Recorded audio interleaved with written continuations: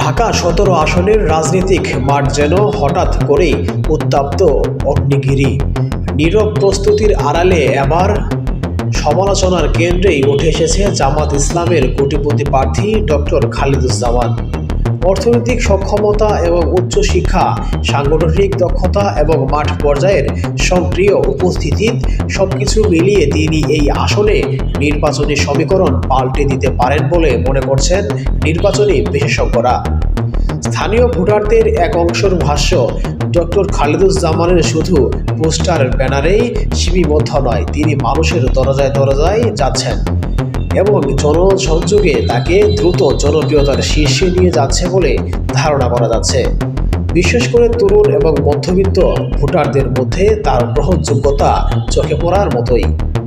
রাজনৈতিক পর্যবেক্ষকরা মনে করছেন এই উত্থান তারেক রহমানকে রাজনৈতিক বলের একটি স্পষ্ট বিপদ সংকেত।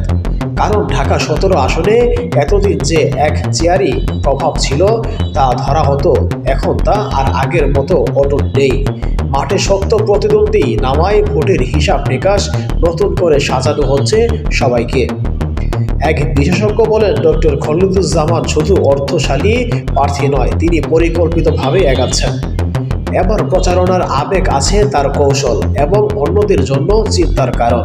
মুফতি ফয়জুল করিম যোগ করেছেন, রাজনীতিক তিনি কখনোই সম্পর্ক ছিন্ন করার মতো কোনো স্পষ্টবাদ দেখতে আজ পর্যন্ত বা এখন পর্যন্ত দেয়নি। বর্তমান ইসলামিক আন্দোলন বাংলাদেশ ও জামায়াত ইসলামের পূর্ণভাবে আলাদা পথে যাচ্ছে। এমন কোনো নিশ্চিত সিদ্ধান্ত নেই, তবে আসন সমঝোতা, নেতৃত্বের সিদ্ধান্ত বা জোটবদ্ধতার কৌশল নিয়ে কিছু গুরুত্বপূর্ণ রাজনৈতিক এবং মতানৈতিক টানাপোড়েন চলছে, যার কারণে রাজনৈতিক মহলে আলাদা ভোট এবং বিভিন্ন কৌশল হিসাবে কিভাবে উঠছে হাজারো প্রশ্ন এবং প্রত্যেকটি জনগণের মাঝে কৌশলে রাজনৈতিক উৎপাত বাড়ছেই, শেষ পর্যন্ত কার হাসি চওড়া হবে তা অপেক্ষার জন্য থাকতে হবে ১২ই ফেব্রুয়ারি পর্যন্ত।